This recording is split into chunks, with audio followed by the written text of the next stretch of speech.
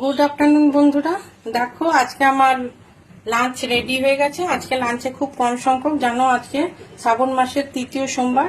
আজকেও আমি আর আমার বৌমা করেছি, তাই ঘরের যারা যারা খাবে তাদের জন্য দেখো গরম গরম সাদা ভাত, এখানে মুসুরির ডাল করেছি পাতলা করে ধনে পাতা দিয়ে আর জিরে ফোড়ন দিয়ে করেছি। এখানে করেছি লাল শাক ভাজা আর পটল ভাজা, আর এখানে করেছি বাটি পোস্ত। এই হচ্ছে আজকে আমার লাঞ্চের মেনু। তোমরা কে কি লাঞ্চ করলে অবশ্যই ভিডিও দিও দেখবো। আমার লাঞ্চ মেনু তোমাদের কেমন লাগলো অবশ্যই জানিও।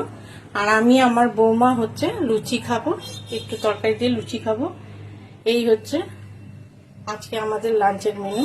তোমরা কে কি লাঞ্চ করলে অবশ্যই ভিডিও দিও দেখবো। ভালো থেকো, সুস্থ থেকো। এই পর্যন্ত।